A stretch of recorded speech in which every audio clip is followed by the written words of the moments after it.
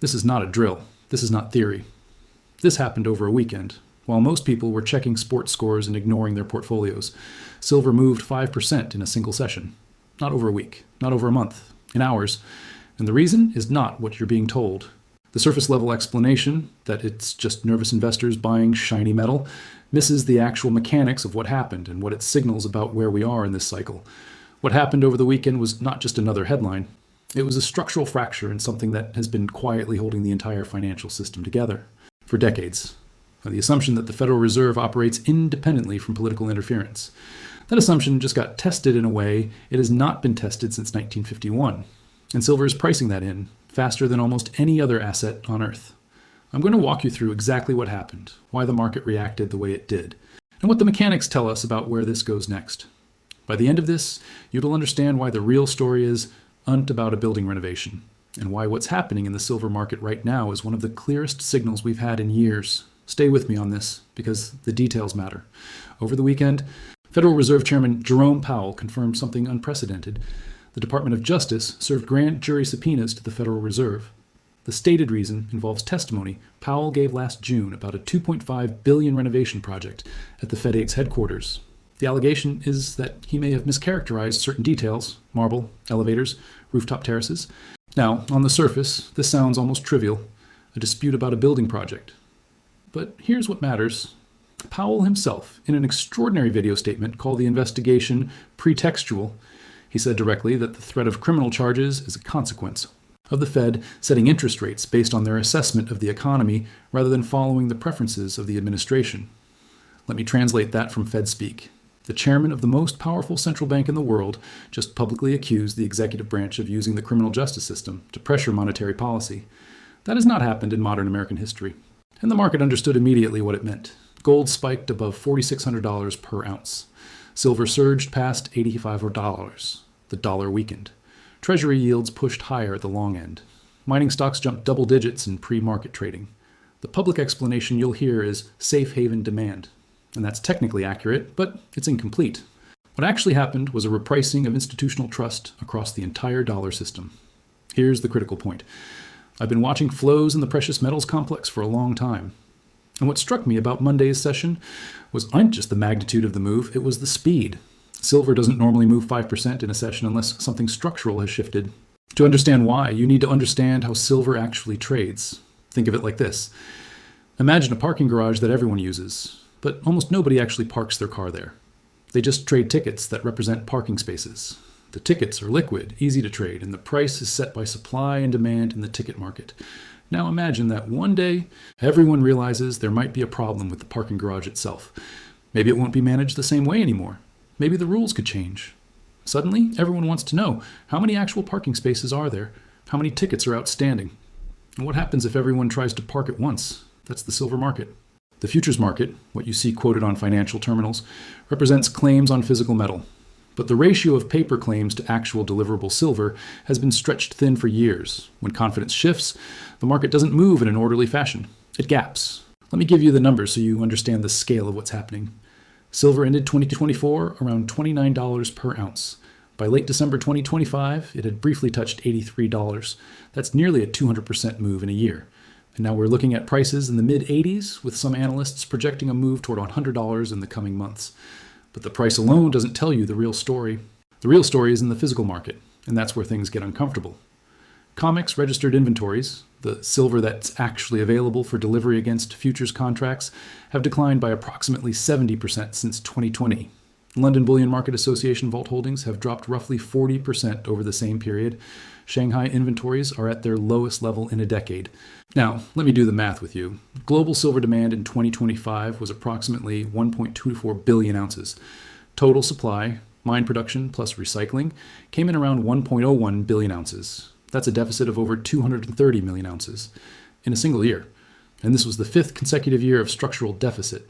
Cumulative deficits since 2019 now exceed 1.3 billion ounces. To put that in perspective, that's more than an entire year of global mine production that has been consumed from above-ground stockpiles. The buffer is thinning. And when buffers thin, markets become fragile. This is where the Fed situation connects to the silver market in a way most people are not seeing. The entire financial system is built on assumptions.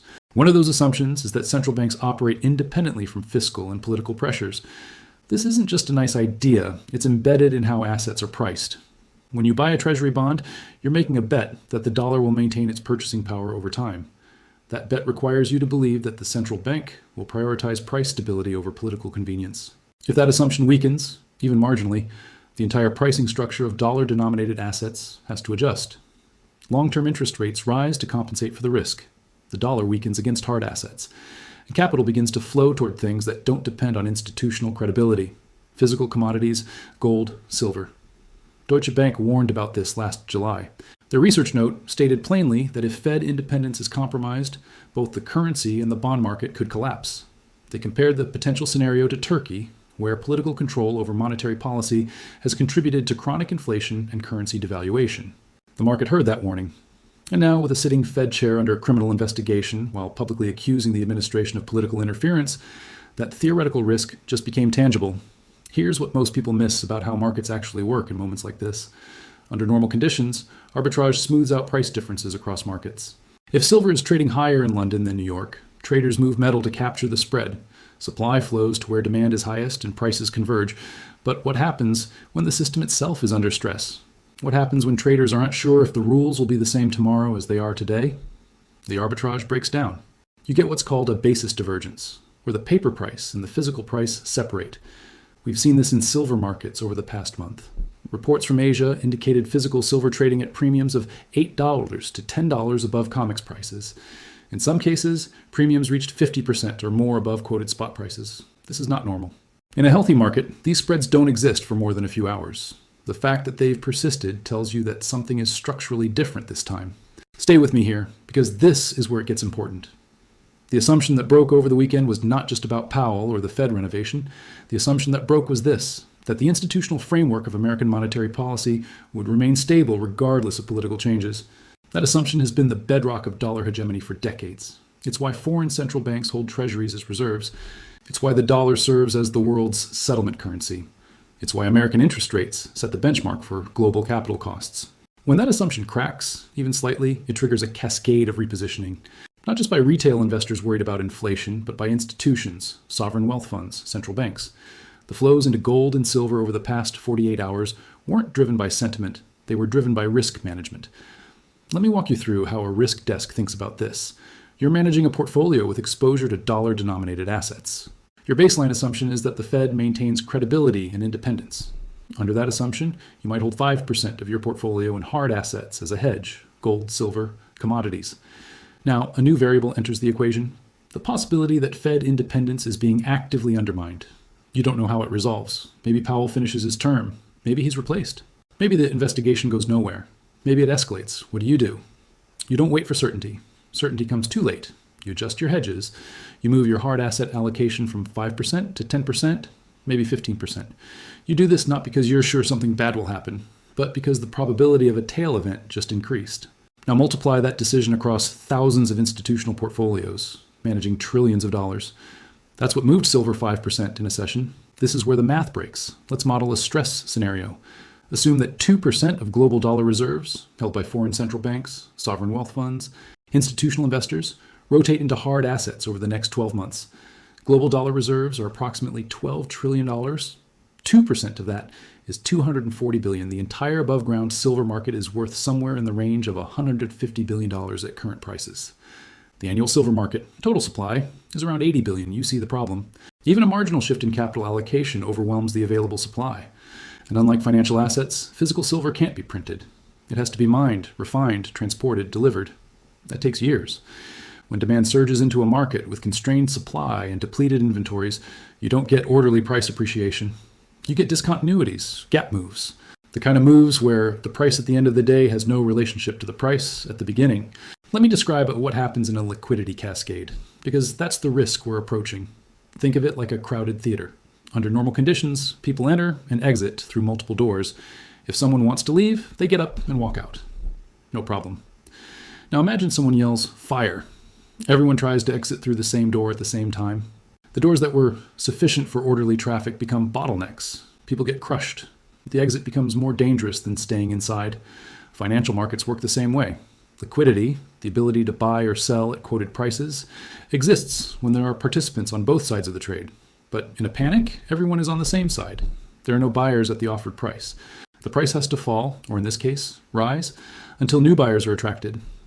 In the silver market, this is compounded by the physical delivery constraint. If you're short silver futures and you get squeezed, you can either buy back your position at a loss or deliver physical metal. If you don't have the metal, you have to buy it. If the metal isn't available, you pay whatever it takes. The silver short squeeze of late 2025 showed us how violent these moves can be. Lease rates, the cost of borrowing silver, spiked above 30% at one point. That's a sign of extreme scarcity in the physical market.